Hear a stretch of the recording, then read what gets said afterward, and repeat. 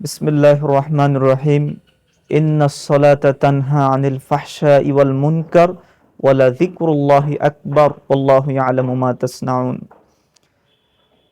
জগতের ভিতর যত রকম অশ্লীলতা রয়েছে, যত রকম পাপ রয়েছে, গুনাহের কাজ রয়েছে, একমাত্র এই সকল গুনাহ থেকে নামাজ আমাদেরকে সরিয়ে রাখতে পারে, নামাজ আমাদেরকে সমস্ত পাপ থেকে দূরে রাখতে পারে। যেমন রাসূল সাল্লাল্লাহু আলাইহি ওয়াসাল্লাম বলেছেন যে আল্লাহর নিকট সবথেকে প্রিয় আমল হলো সময় মতো নামাজ আদায় করা। এটি সহিহ বুখারীর 504 নম্বর হাদিস।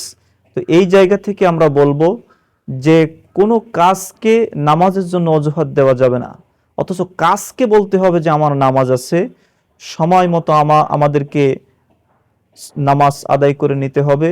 কারণ আজকে একটা মানুষ নামাজও পড়ছে, আবার বিভিন্ন পাপের সাথে যুক্ত আছে। যেমন যদি আমরা বলি বিভিন্ন গুনাহের সাথে যুক্ত আছে, যেমন অনেকে সুদও খায় আবার নামাজও পড়ে, অনেকে মানুষের প্রতি জুলুম করে আবার নামাজও পড়ে, অনেকে ঠিকমতো যাকাত দেয় না এরপরে নামাজও পড়ে।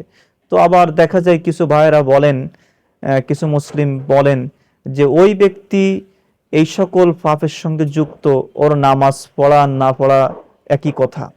এই জায়গা থেকে আমরা বলবো কোরআন সুন্নাহর আলোকে, যে ব্যক্তি আজকে নামাজ পড়ছেন এবং অন্যায়ও করছেন, যদি আল্লাহ রব্বুল আলামিন চান এবং তার যদি হেদায়েত আল্লাহ তাআলা তার জন্য হেদায়েত লিখে রাখেন, তাহলে অবশ্যই কোনো না কোনো সময় সে ব্যক্তি এই নামাজের মাধ্যমে তার ওই সুদ থেকে সে ফিরে আসবে। কোনো না কোনো সময়ে এই নামাজের মাধ্যমে সেই অন্যায় কাজ থেকে, গান বাদ্য অশ্লীলতা থেকে সে ফিরে আসবে।